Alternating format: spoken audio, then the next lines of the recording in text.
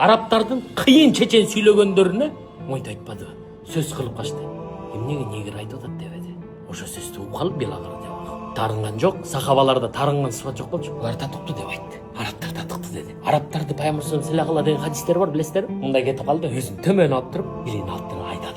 Тил, сен болбогондо оосураак азан айтмакмын дебеди. Ийилип атат да. Азан айткыла деди. Арабтын эң кыйыны, чечени, коос үн менен айтканы келип туруп, азан айтканда күн чыкпай койбоду, нур чачпай койбоду. Элестетсеңиз, пайгамбар саллаллаху алейхи айтпады. Билалдан кечирим сурагыла дебеди. Билалдан кечирим сурагыла. Билал радиаллаху анху барып турчу. Карасачы, өзүн төмөн алган киши болгондо, тилин барып, тил сен болгондо мен Алланын сөзүн айтмакмын деп атат да. Караңыздар, булар да кандай өзүн төмөн алган да адамдарчы. Анан Билалдан Билал кечирип коем сен. Сен эле татыктуу кезиң деп кечирим сурап арабтарчы. Пайгамбар саллаллаху алейхи эчким абилинде ачкан эмес бирөө. Ичара сүйлөшөм. Ассалату хайру минан нам. Азан айтканда күн чыкты. Кийин пайгамбар саллаллаху алейхи өтүп кеткенден кийин туугандар Билал радиаллаху сирияга кетет да. Кийин азан айта албагат пайгамбар саллаллаху алейхи Ашхаду анна Мухаммадар Расулуллах дегенде токтойт да.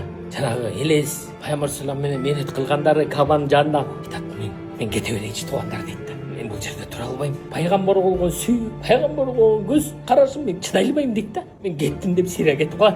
Сүй мухаббатым ашып атат дейт да. Анан бул кетип калат да. Пайгамбар саллаллаху түшүнө кирет, кийин канча күндөр билбейм, мен деле унутуп койдум. Анан айтат: Билал, сен мени унуттуңбу дейт да. Түшүндө айтат, сен мени унутуп койдуңбу дейт да. Билал радиаллаху тик туруп эле анан чуркайт, меккени көздөйчү. Эчтекени эстен. Биз биртик болсо мойнт атпайсыз. Мен бошогондо карайынчы биртик илим алганы. Бошогондо кылайынчы деп атпайсызбы? Куран окуганда Алланын сөзүн, Куранды бошогондо окуйм, бошогондо үйрөнөм деп атабыз. Намазды бошогондо деп атабыз. Даватка чыкканда бошогондо деп атабыз. Билал радиаллаху түшүнө кирип айтып атат: Билал, сен мени унуткан жоксуңбу деп атат.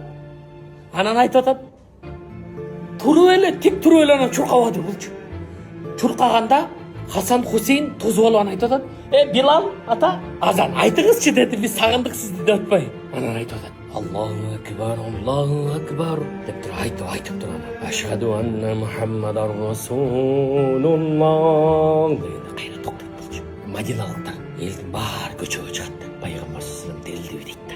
Элестетсеңер, көчө жык болот, аялдар, эркектер. Ошондо айтат да, Хасан Хусейн айттырбаган, азанды айтпайт элем дейт. Мен айта албайм деп айтат.